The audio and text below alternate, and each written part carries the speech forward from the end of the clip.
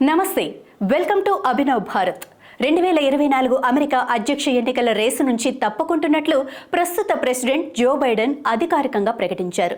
ఈ నేపథ్యంలో ఇప్పుడు అగ్రరాజ్య రాజకీయాల ఫోకస్ ఉపాధ్యక్షురాలు కమలా హారిస్ పై పడింది.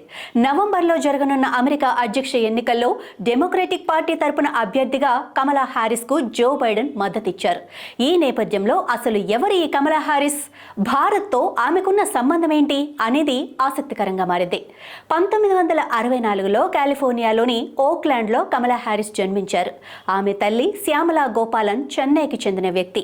ఆమె క్యాన్సర్ పరిశోధకురాలు. కమలా తండ్రి డొనాల్డ్ హారిస్ అమెరికాకు చెందిన వలస వచ్చిన జమైకన్ ఆర్థికవేత్త. కమలా హారిస్ తల్లిదండ్రులు ఆమె 7 ఏళ్ల వయసులోనే విడాకులు తీసుకున్నారు. కమలాకు మాయా అనే సోదరి కూడా ఉంది. 12వ ఏట తన తల్లి సోదరితో కెనడాకు వెళ్లిన హారిస్ క్యూబెక్లో ఉన్నత పాఠశాల తర్వాత హార్వర్డ్ యూనివర్సిటీలో చేరేందుకు యునైటెడ్ స్టేట్స్కు తిరిగి వచ్చింది. ఆ తర్వాత 1989లో యూనివర్సిటీ ఆఫ్ కాలిఫోర్నియా నుంచి న్యాయ పట్టా పొందారు. 2010లో కాలిఫోర్నియా అటార్నీ జనరల్ ఎన్నికలలో విజయం సాధించిన హారిస్ 2014లో డౌగ్ ఎంహాఫ్ అనే అటార్నీని పెళ్లి చేసుకున్నారు. వీరికి ఎల్లా కోల్ అనే 2 పిల్లలున్నారు. 2016లో అప్పటి అధ్యక్షుడు ఒబామా, జో బైడెన్ మద్దతుతో కమలా హారిస్ యుఎస్ సెనెట్కు పోటీ చేసి విజయం సాధించారు. 2019లో సెనెట్లో ప్రమాణ స్వీకారం చేసిన 2 ఏళ్ల తర్వాత కమలా హారిస్ అధ్యక్ష పదవికి పోటీ చేస్తున్నట్లు ప్రకటించారు. రోజు రోజుకు డెమోక్రటిక్ పార్టీలో హారిస్కు మంచి ఆదరణ లభించింది. అధ్యక్ష పదవికి జరిగిన ఎన్నికల్లో నిలకడగా ప్రజల మద్దతు పొందేందుకు బాగా కష్టపడాల్సి వచ్చింది.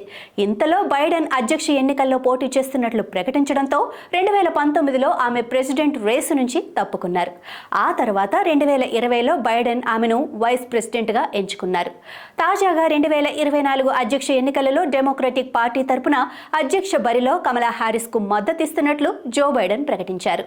ఈ ఆగస్టులో జరగనున్న ఈవెంట్లో డెమోక్రాట్లు తమ అధ్యక్ష అభ్యర్థిని ఎన్నుకోనున్నారు.